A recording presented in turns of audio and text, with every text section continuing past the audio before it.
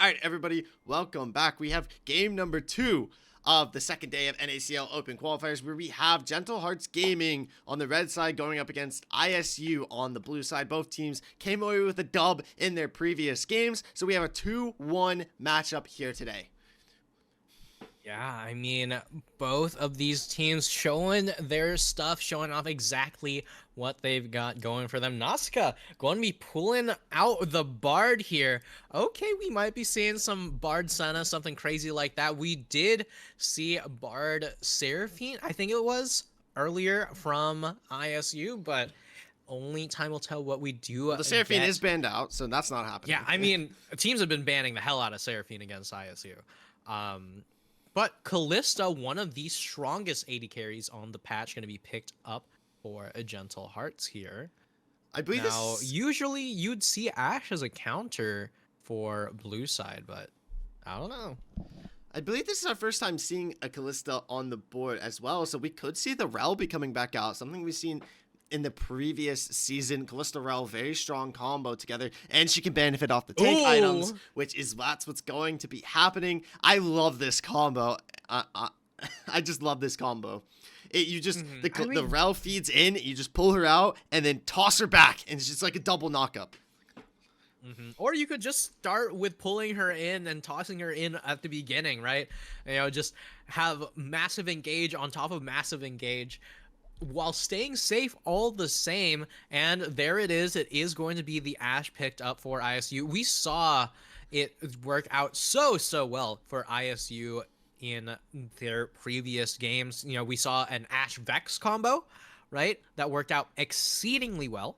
Now, the question is, what do you pick up here for your third pick? I do think at this point, picking up a jungler like, you know, Xin Zhao, Jarvan, someone along those lines to facilitate this bot lane is probably going to be the play. It is the Trundle, which could still go to that top lane. Yes, we did see the Karma come out in the top side earlier, and while you were naming off picks there, I would like to mention Orianna is not banned, and a Shockwave into a Bard ultimate, like with an Ashe arrow that can come down afterward, like there's a lot of chain CC combos that can come off with something like an Orianna pick in the mid lane. Vex is still an option as she's not banned out, but the Bel'Veth is going to be picked from Crocodon in the Gentle Hearts Gaming side.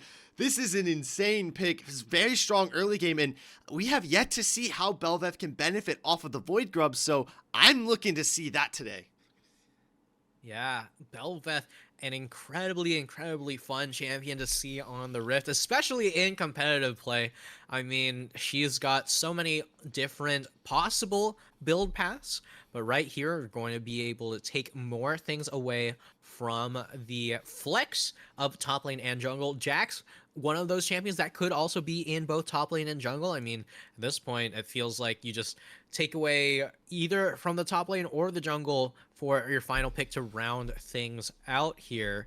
Jax would be such a troublesome champion to deal with as Callista and Bel'Veth here. So I am not surprised to see that. The LeBlanc getting taken away.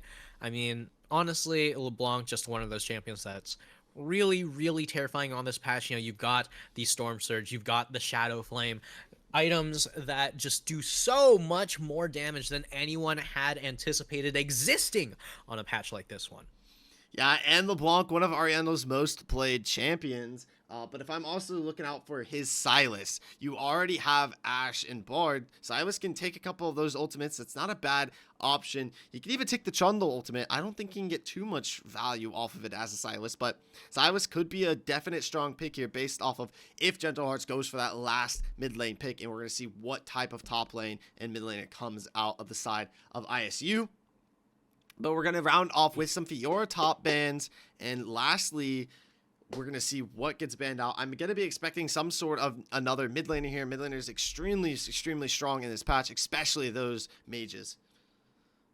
Yeah, and it is the Sylas that you mentioned earlier. I mean, that's a very great call out from you, Cilantro. As, you know, right here, with the Sylas taken off the table and so much physical damage and auto attackers on the table, we could see a Malphite pick in this top lane, honestly. The Aatrox going to be picked up for Gentle Hearts here.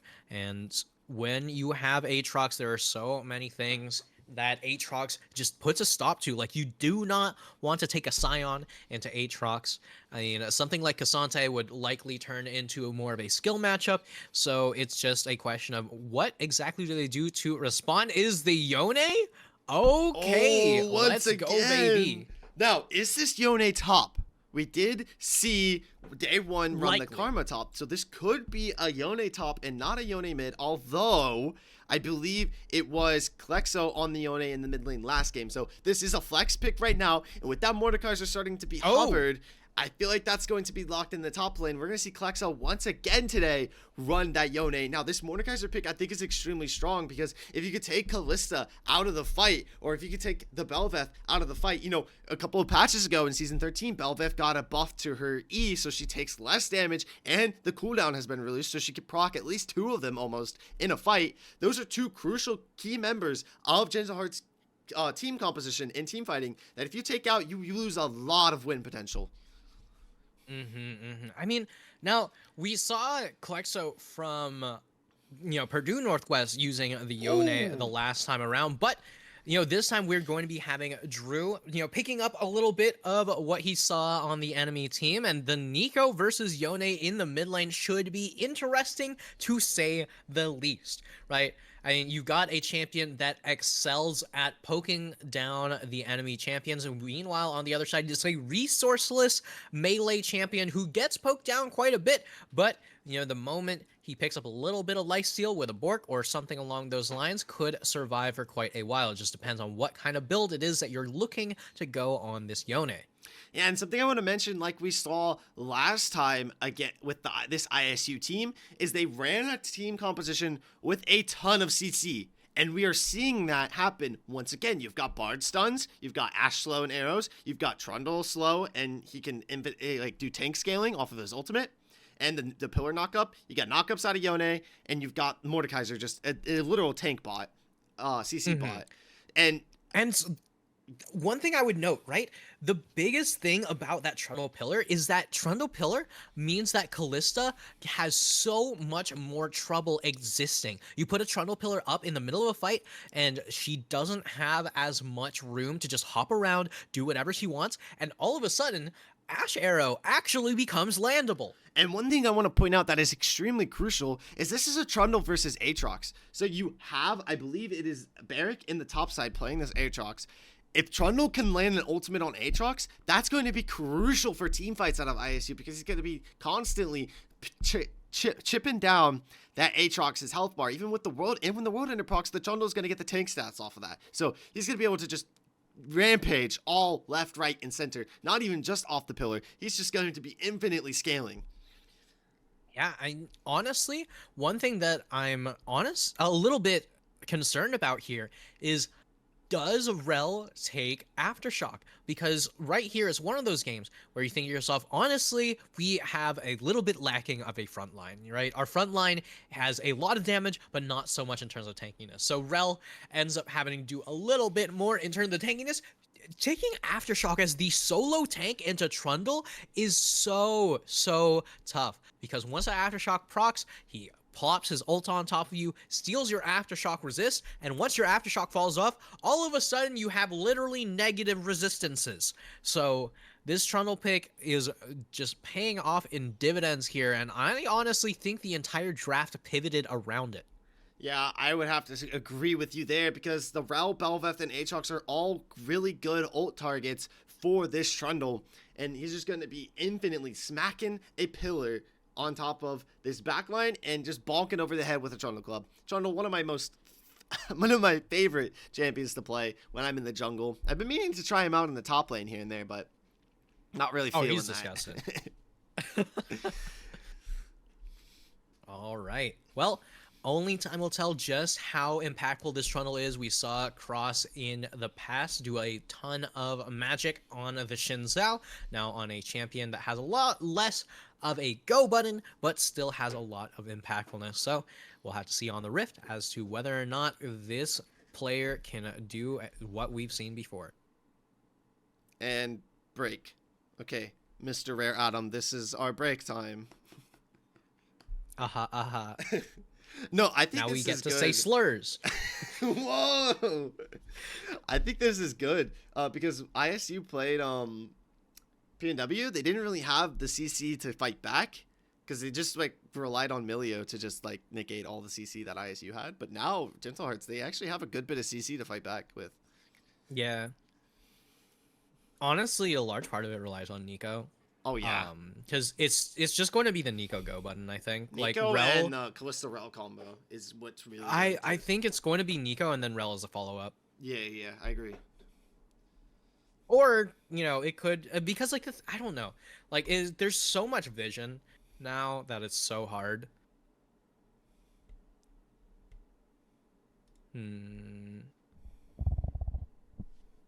Okay, I turned to about 3.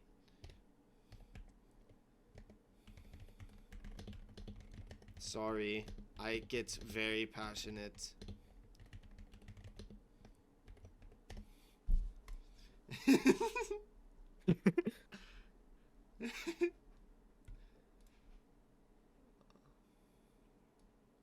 I'll take it down just a little bit. We'll do -4. Because I know I'll get loud.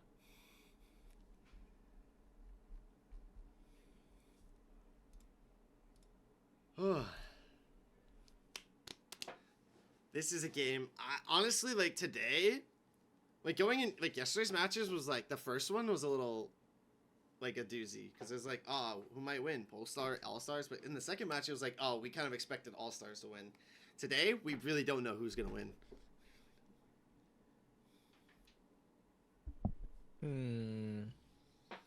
I think this is gonna be close.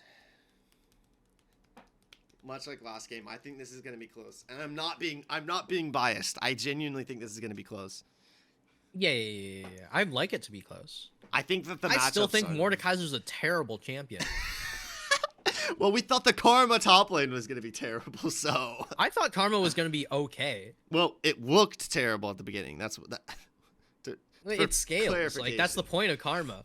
Mordekaiser just gets to a point where team bathroom break. Bathroom break goes crazy. I'll just keep the chat up for now to see when they are ready to get back. No, because we'll have it on the pause timer anyway. No, because you get the little spectator delay pause. So when they say R, I'll take the chat off. Get the zoom outs and stuff. Can I zoom out in the pause? Maybe?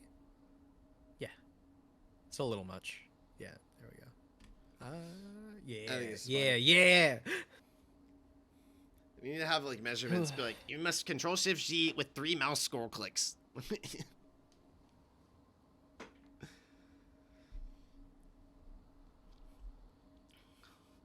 Always feel like somebody's watching me.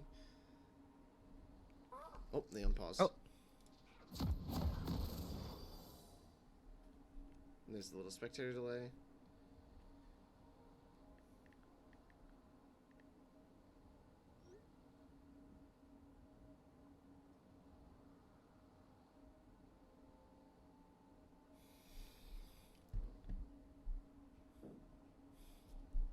There's a pretty long spectator delay pause. There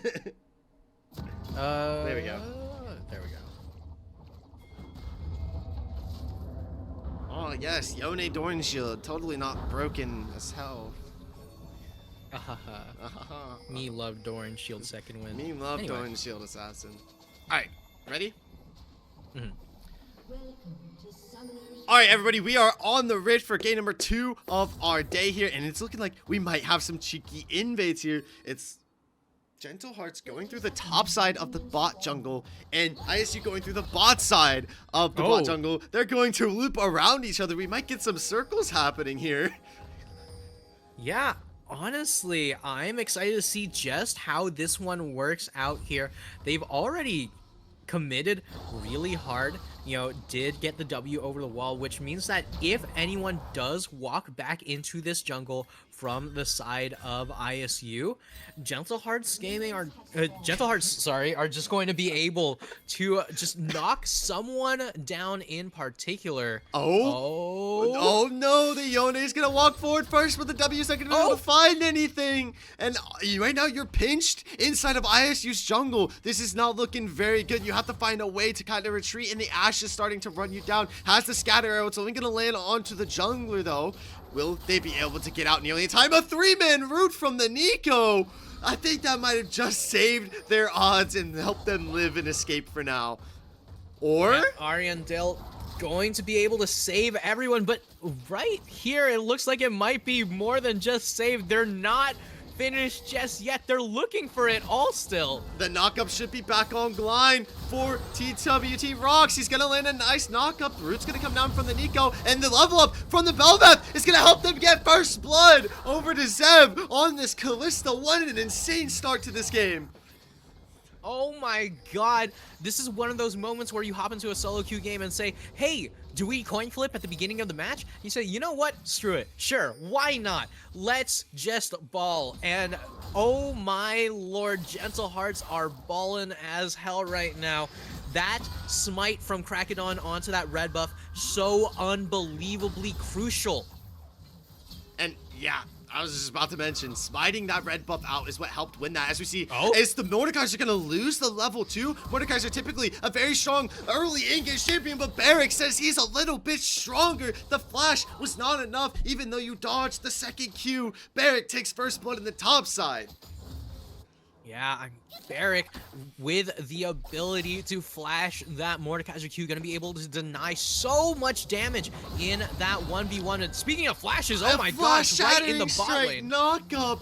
This team out of Gentle Hearts, they are not messing around, and it's day one, looking for a little bit of revenge. The Infernal Chains are going to help save Barrick as the Mordekaiser passive was just procced, but we are only 3 minutes into the game, and you could convince me we're watching an LPL match.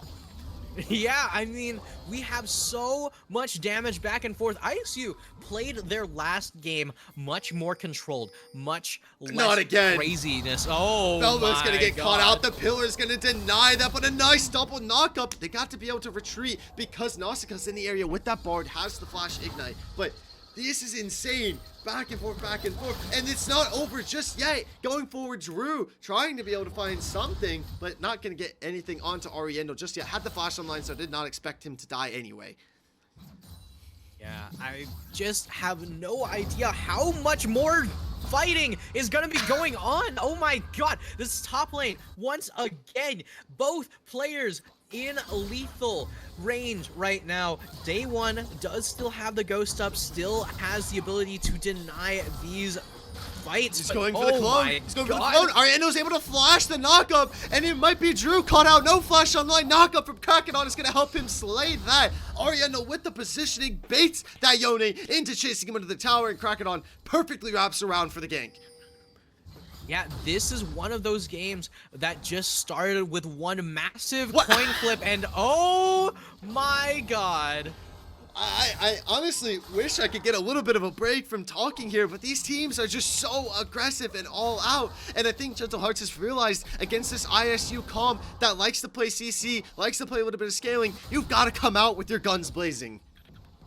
And guns blazing, they are just non-stop fighting again and again and again. We've got 3 kills 5 minutes into the game here, and honestly, with this breakneck pace, I'm hoping things do slow down a little bit here, but it doesn't seem to be slowing down anytime soon. And something very crucial that is happening on the map is the Void Grubs have spawned up. Barrick has roamed down, and Mordekaiser does not have a chance to because he has to respond to the wave. Level up out of Krakodon there. Will he find the engage? Here comes Rocks. He lands a nice Shattering Strike knockup, and Barrick is going to be able to find that pick on a Drew, and now they open up an opportunity to gain the Void Grubs.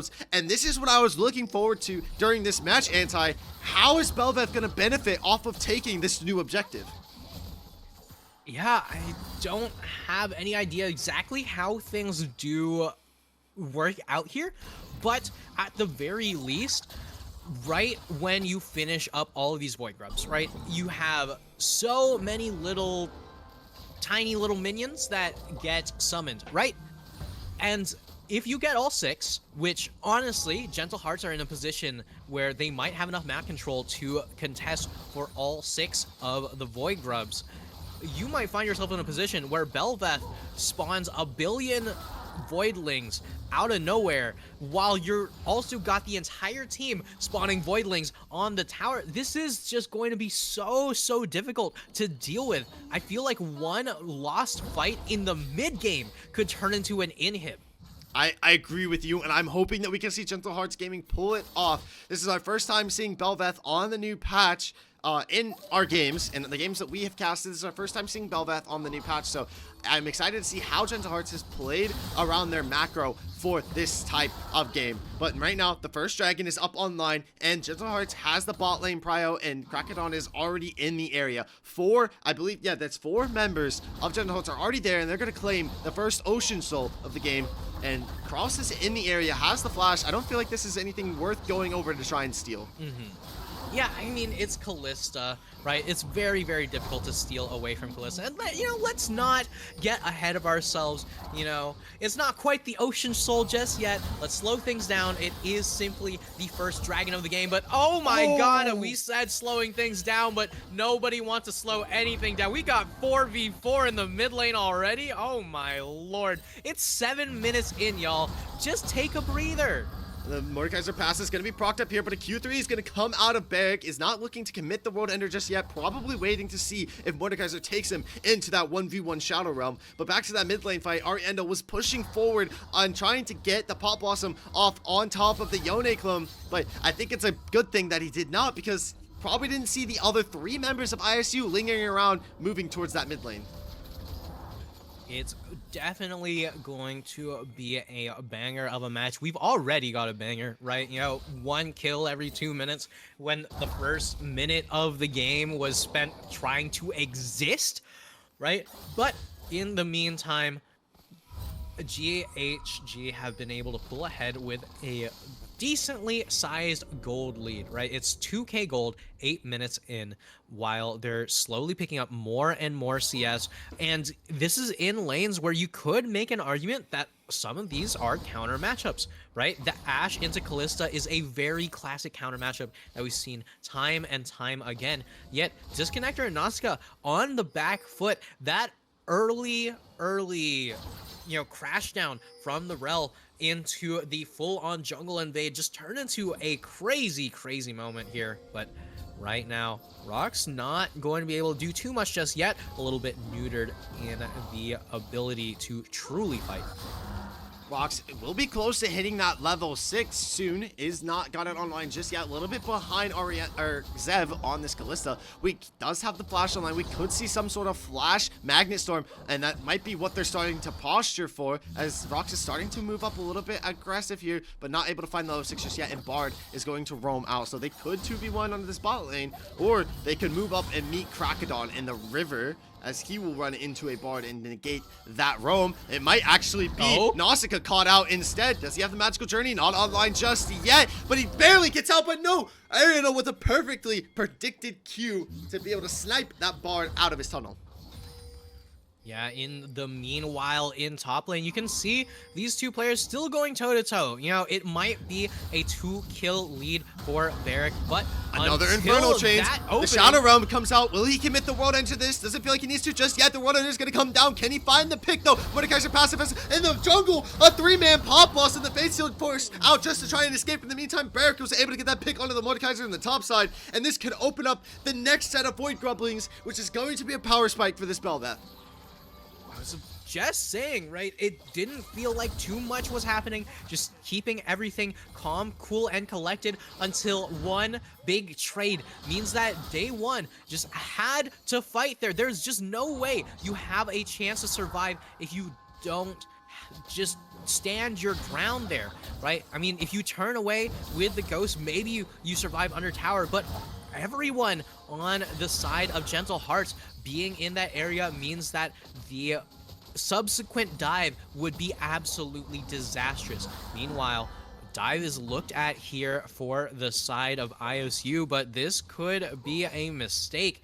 doesn't seem to be a real opportunity. However, no level 6 out of rocks, so this is the angle that they're kind of looking for. Pillar's going to go wide so they know that Trundle is in the area and Krakadon is roaming down as well. We have about a minute until the next dragon is online, so that's what Kroos is looking for. He's looking to try and get a little bit of bot lane prio as they're struggling down there right now to start stacking these dragons, because you have to start Gentle Hearts somewhere, and you got to start small. You can get a lane here and there, get a pick, and then start stacking up some objectives. As we see, another top lane 1v1 coming down. The Mordecai Suppressor might not be enough, as the Sundered Sky has been finished for Barrack on this top side. He flashes forward with Q3 and is able to pick that up. Your Ghost is not going to help you get out today. But in the meantime, there's a jungle gank going on right now. The Magical Journey will come out, but will they follow it? No, they will not. Instead, they're turning their sights towards this Trundle. They know that the dragon is coming online soon. I believe the Smite did go back in favor of Trundle there, but a flash forward, the Shattering Strike is going to go a little bit wide, but the knockup will not. The Ash Arrow, nearly not enough peel to help out that jungler. The Fate Shield is online. Will Drew decide to use it as soon as it stops? No, he does be able to pick up rocks though, and the Bard Ultimate might have struck them down. The CC, the 3-man rune into the Paw Blossom, into a knockup out of Kraken on the Belvet. The Fate Shield might not nearly be enough to help him get a pick. He's going to get a shutdown on Ariana, but Kraken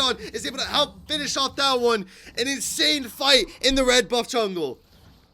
And what looked like the opportunity of a lifetime to get all of that gold back turns into a massive Pop Blossom from Ariandel. Meanwhile, in the top lane, Barrack still duking it out with Day One, but this time Cross is in the win. He's absolutely 2v1ing like an absolute menace. He doesn't even care that the Trundle is there. Yeah, it looked like a perfect play, a way to get back the gold, a way to get back some form of tempo, but right now, even Nazca is going down. Everyone in the top lane is simply more food for this Aatrox. And a nice dive under the turret to be able to pick up a kill for Zev on this Kalista 2-0. You know, you mentioned the gold lead a little bit earlier. We are almost at a 12k gold, or not 12, yeah, we're about almost to a 10k gold lead in this game, and that is somewhere you want to be sitting, especially when you're running a Kalista comp, because this is an AD carry that does not want to play from behind. I mean, a 10k gold lead. This is what, it's about an 8. It's about an 8 gold lead, right? An 8k gold lead, which is something where it's like, okay, well, you know what? We're pretty far ahead. This is pretty great. And then you look at the timer and it's like, oh, plates haven't gone down yet. Oh, we're really far ahead.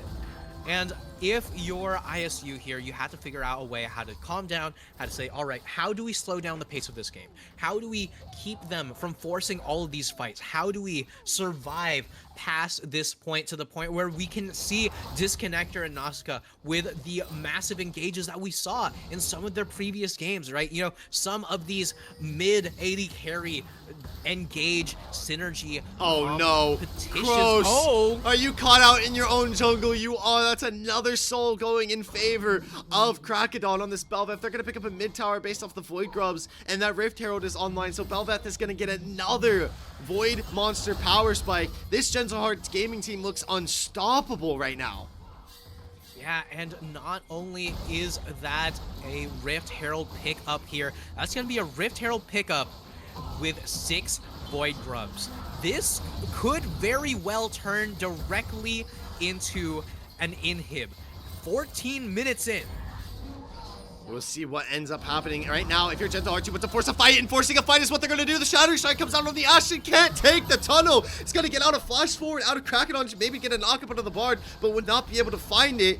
No dragon online just yet. You could drop this Rift Herald in the mid lane though. Use those Void Grublings like we mentioned and just start steamrolling some towers because you have the numbers advantage and 2 people are in the bot lane right now. But they're looking for some type of dive. Oh no! Nausicaa! That is a tunnel you definitely want to have back in your pocket. Yeah, and just like that, right now they're trying to get something back onto Barrack. The fight is going through. No World Ender and no more Aatrox. Big shutdown here, but the TP comes through. Pop Blossom comes on in, but Cross, you are alone against the world here. And right now, with that Rift Herald, you should be able to see so many towers picked up for the side of Gentle Hearts. Oh god, it's a And disaster. the Belveth minions have spawned online as well. This game is just steamrolling in Gentle Heart's favor. The Nico is going to pop in to do a little bit more damage to the tower. The Bard ultimate denying, letting it live just a little bit longer. They've got to find some type of macro play, but look at how many minions are on the map. It's absolutely a farm fest. How do you stop this? The Rift Herald is going to charge it again. One more TP coming out of Barrack. The One-Ender will be online this time. He's looking for a little bit of revenge onto this ISU team that tried to double team him. But can you stop these minions? Do you have the wave clear?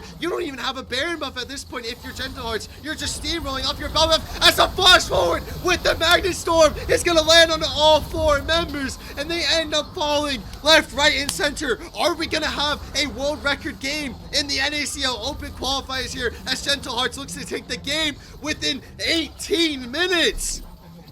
16:32 on the dot, and on the Nexus, Gentle Hearts showing exactly why they're a top 8 seed. Jesus Cristo, Dios mío, I cannot believe that they've done it with the Belveth, 6 Void Grubs, a fully completed Rift Herald, and all of a sudden, the entire game gets blown open after, hey, sure, we got 1 kill onto Barrack's Aatrox, but, where's our Nexus? I don't even know what happened. Like, it was just 1 Rift Herald. They won the game off of 1 Rift Herald. What? Like, what? Like, I think people are sleeping on Belveth. Let's back things up a bit. They didn't just win the game off of 1 Rift Herald. They won the game off of incredible macro play, incredible decision making, and 6 Void Grubs stacked on top of the Rift Herald, right? So, you know, while we might sit here and be like, oh wow, Belveth, 1 Rift Herald, game over, it's like, well, you also had an 8k gold lead at 14 minutes. I have no words. This Gentle Hearts team is, you've got to start looking out for it. Number 8 seed, like you mentioned, at this point, got to be a top 5 seed after that performance. You just took out one of the better performing collegiate teams we have in the NACL Open qualifiers right now, and it looked easy. Oh my lord. That's one of those moments where you hop on Reddit and be like, oh wow, you know, this team's so bad, I could do so much better. No! ISU's phenomenal. We've seen them play. This team is a well-oiled machine, and the fact that Gentle Hearts made it look so simple is a testament to just how powerful this team is. Teams have to be worried about this team. You cannot sleep on Gentle Hearts. I agree, but we're gonna go ahead and throw it to a break. That's gonna be game number 2 for today. We'll see you later on for game number 3.